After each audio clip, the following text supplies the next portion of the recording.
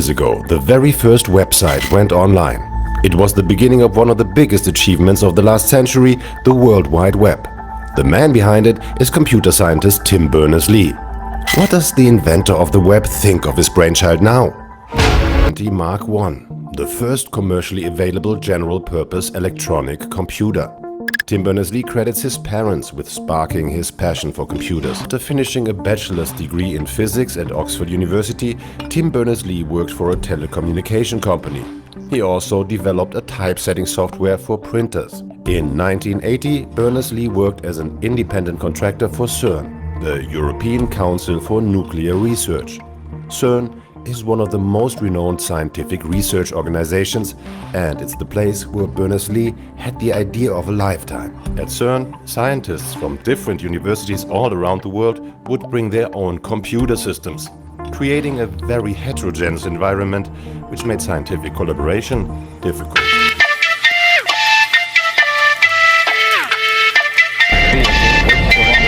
American Express. Into the future. A middle-aged couple was found murdered in similar circumstances. 5 persons, including actress Sharon Tate, were found dead at the home of Miss Tate and her husband, screen director Roman Polanski. Miss Tate, who starred in Valley of the Dolls, was 8 months pregnant and was found in a bikini-type nightgown with a rope around her neck attached to the body of a man. These were Hollywood hairstylist Jay Sebring and coffee heiress Abigail Folger.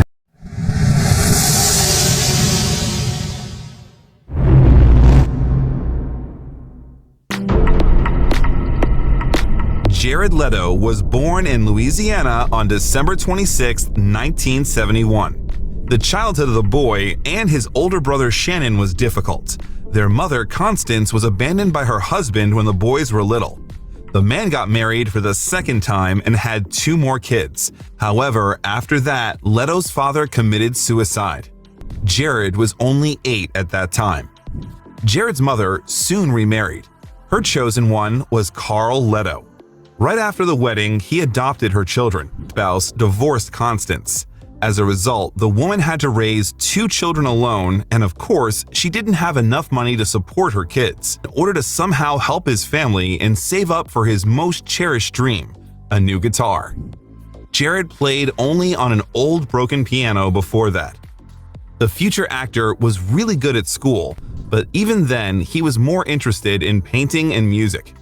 Leto owes his craving for art to his mother.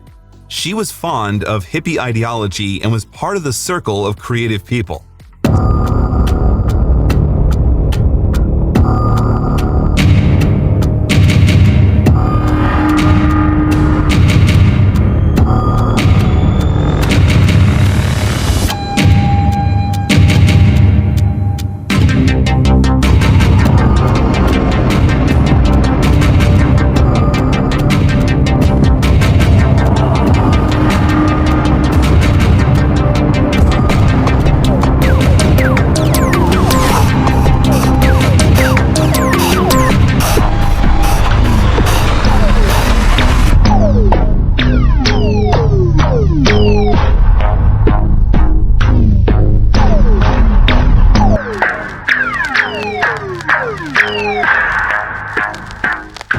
Parallel to his rise to fame in Hollywood during the 90s, Jared Leto would start a band with his brother Shannon. They would name it 30 Seconds to Mars. If you grew up during this time like myself, you can probably remember The Kill playing on every alternative radio station in the 2000s. 30 struggle, love, life, death, and faith. Did 30 Seconds to Mars dominate any genre? Probably not. But they were insanely successful in creating a cult following that is now bigger than ever, known as the Echelon. The Echelon is what 30 Seconds to Mars fans collectively call themselves. Not only are they obsessed with the band's music, but also the themes and messages prevalent in all aspects of the community. Members of the Echelon refer to each other as part of a family. From each other as part of a family.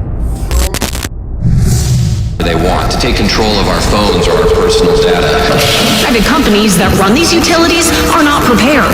In a recent op-ed for The Hill, Charles Clancy, Chief Technology Officer at research and development company MITRE, writes, 100-foot tsunami is coming and we're rearranging sandbags on the ground.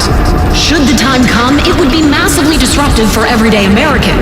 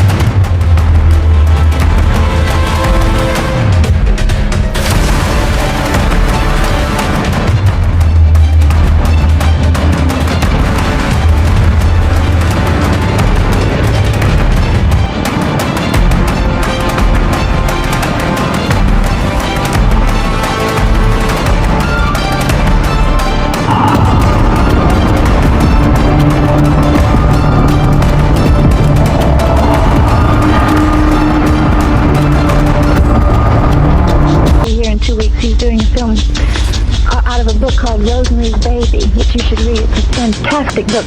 Oh yeah, by the way, Roman's just like you. He smokes cigars. He's very sensitive and stubborn. He's he makes decisions and nothing changes them. Sharon talking about Roman Polanski here. This is a recording she had made for her father to tell him sort of an audio letter. He played a really significant role in the investigation, it turns out, of the murder. After months of watching, two bikers showed up.